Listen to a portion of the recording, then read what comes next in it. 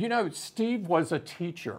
He taught me the value of focus, the importance of simplicity, the fact that making things simple is so much harder than making things complex.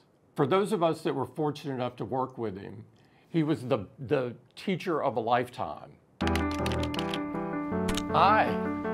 Hi, how are you doing? Great. It's my first job interview in a while. What is the first thing that you remember being good at? I think math, surprisingly. You know, I was a pretty good student and I loved math. I loved figuring out complex equations and so forth. And I wanted to be an engineer. And so math and engineering really went well together. Tell me about the first job you ever had.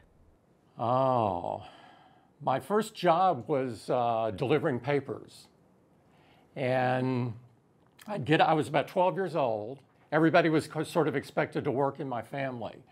And I'd get up at 3 in the morning, pick up the stack of papers and start throwing.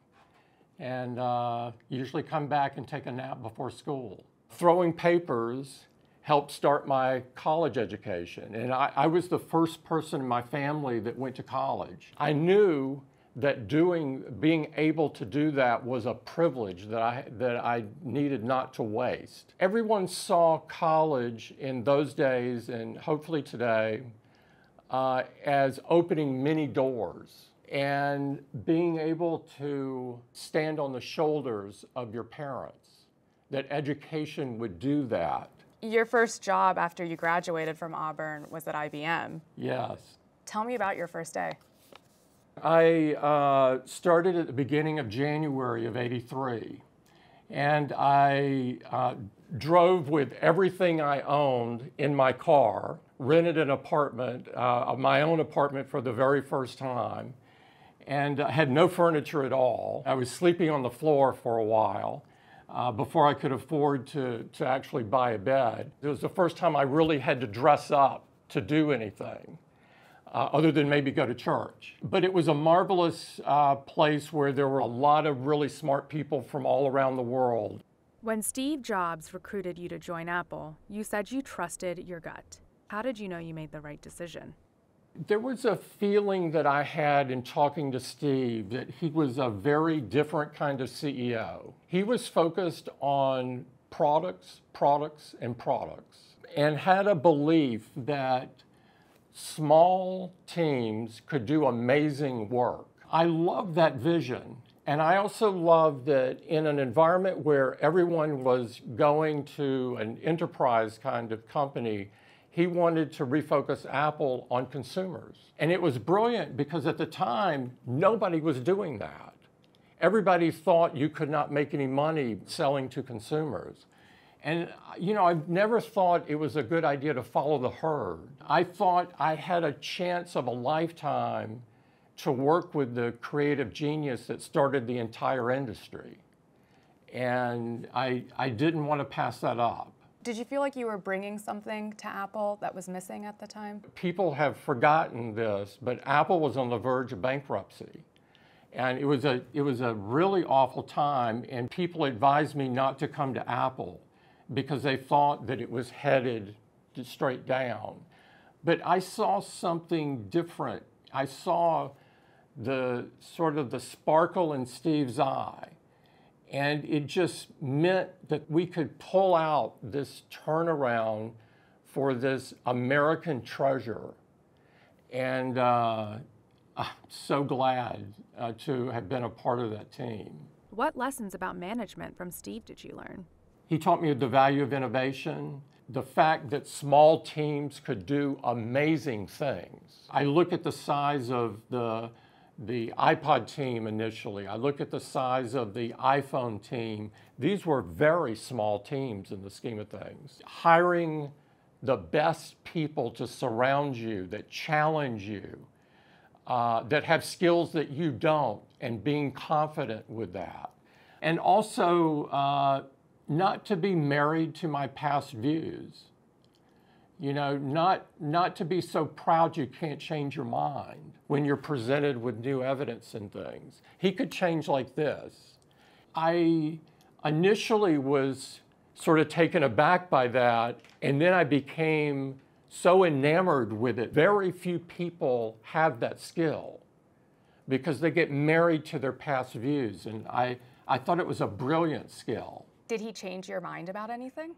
Oh, he changed my mind about a lot of things, and he changed his mind about a lot of things. Did you change his mind about something? Yes, of course. He loved to debate, and he loved someone to debate him. And you could always change his mind if you had the best idea. We changed each other's minds. That's the reason it worked so well.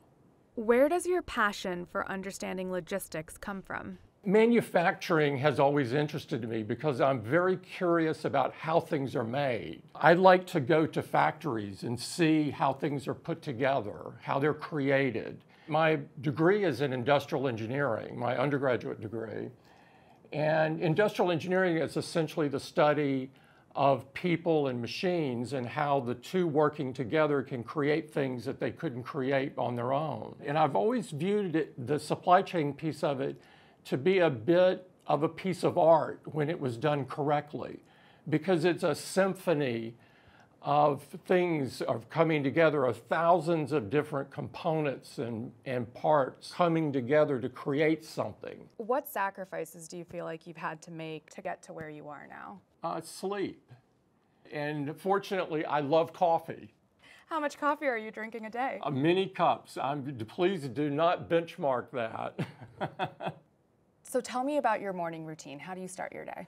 You know, I get up very early and I quickly go to the Mac and begin to go through the emails that have come in for the last several hours. A lot of what I'm reading are from customers that are telling me how they're using our products and what it's doing for them. And so I get notes both that are positive and some that are not so positive, because people feel free to reach out and voice their opinion. And I think this is great because it keeps my hand on the pulse of the company. How do you deal with some of that criticism? I have relatively thick skin, and so I try to internalize it and ask myself, well, is that accurate or not? And not just quickly put up a defensive shield and say why what we've done is right. What do you think people don't realize about your job? How much fun it is.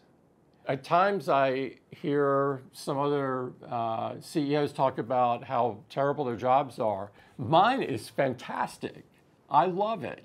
Do you think that the Tim who was throwing papers, saving money to go to Auburn, did he have any idea that he would be sitting here today? Zero. You know, I did a 25-year plan when I was in graduate school at Duke. And the first year or two was reasonably accurate. After that, it wasn't worth the paper it was written on. You know, life has a way of happening and throwing you off from some well-crafted plan. And I think the most important thing is to roll with it and make sure that you recognize when doors are opening, that they're opening, and you choose the one to walk through.